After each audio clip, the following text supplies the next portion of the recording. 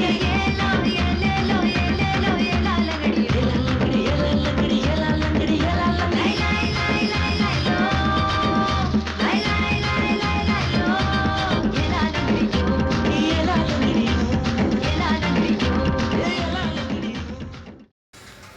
friends, next video la paakradhu romba santoshama irukku.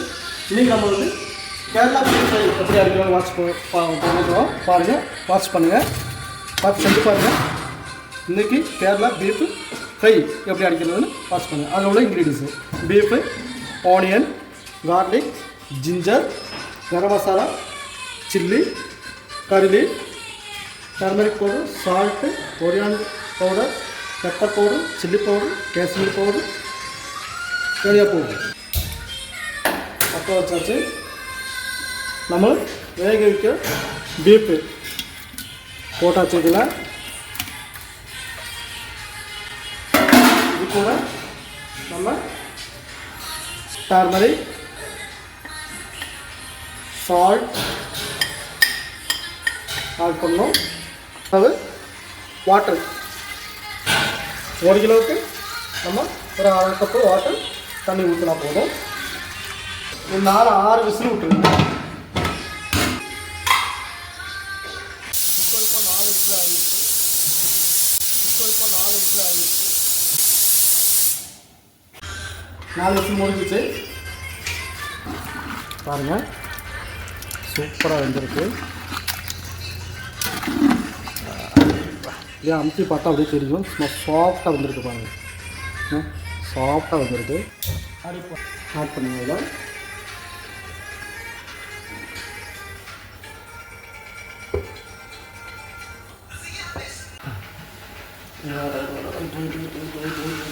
பால் நல்லா சூடாகிடுச்சு.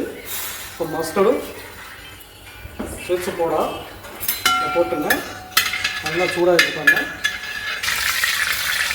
நல்லா கடுகு ஒழுங்கிடுச்சு. இப்போ நம்ம பல்சஸ் போடுறோம். பைசல், ட்ரை சில்லி போட்டாச்சு. இப்போது நம்ம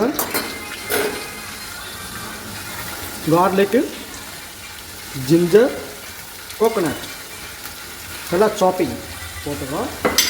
கோகோனட் மட்டும் ஸ்லைஸில் போடுங்க. பானமும் நல்லா கலராக பார்க்குறதுக்கு நல்லா ரசமாக இருக்கும். நல்லா கோல்டன் கலர் ஆகட்டும். ஒரு கோல்டன் கலர் வந்துருச்சு. டைம் வரும்போது சில்லி, கறி லீஃப், ஆனியன் ஒரு 2-3 ஆனியன் வச்சுருக்கேன் சாப்பிடு. 1 கிலோ நமக்கு 2 கிலோ நம்ம அடிக்க போகிறோம். நல்லா பொன்னிறமாக வதங்க விடுங்க. நல்லா வதங்கின பிறகு தான் நம்ம மசாலா போடணும்.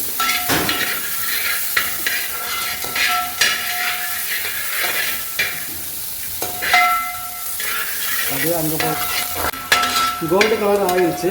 இந்த டைமில் நம்ம என்ன பண்ணோம்னா, நம்ம எடுத்து வச்ச ingredients masala, chilli, pepper, garam masala, அப்புறம் நம்ம எடுத்து வச்ச சால்ட்டு கொஞ்சம், டர்மரிக் கொஞ்சம், தனியா பவுடர் இதெல்லாம் போட்டு நல்லா கிண்டி விடுங்க. கிண்டி விட்டு நம்ம பீஃபுக்கும் செப்பரேட் மசாலா அரைச்சி வைப்போம். பீஃப் மசாலான்னு சொல்லி அதை ஆட் பண்ணுங்கள்.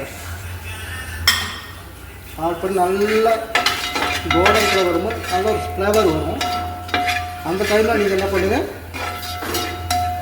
பீஃப் எடுத்து ஆட் பண்ணிக்கோங்க. பீஃப் வந்து ஸ்டாக் வாட்டரோட போடணும். போட்டால் தான் அதோடய ஃப்ளேவர் கிடைக்கும். இப்போ நம்ம வேக வச்ச பீஃபை இதில் போட்டுடலாம். அப்போ நம்ம வேக வச்ச பீஃபை அதில் ஆட் பண்ணலாம். நல்லா கிண்டி விடுங்க.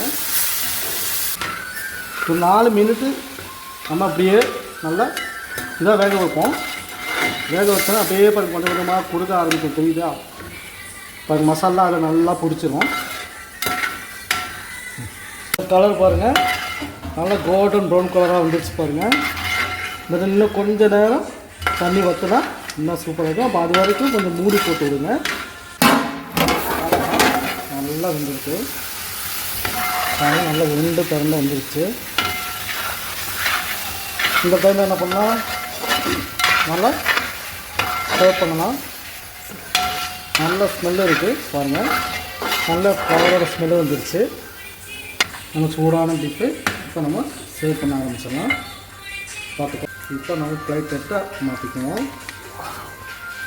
நல்ல மனம் வருது, பீஃபோட மனம், பீஃப் ஃப்ரையோட மனம் சூப்பர்.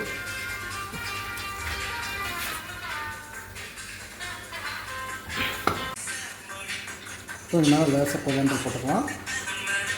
நம்ம வெட்டி வச்ச ரிங் ஆனியன் சேர்த்துக்கலாம். வெட்டி வச்ச லெமன் கூட ஆட் பண்ணிக்கலாம்.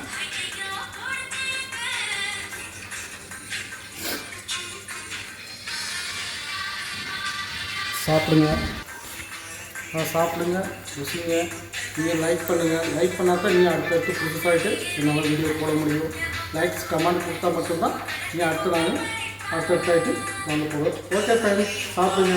பீஃப் ஃப்ரை எப்படி இருக்கு பார்த்து கமெண்ட் பண்ணுங்கள், லைக் பண்ணுங்கள், ஷேர் பண்ணுங்கள். Thank you watch. தேங்க்யூ.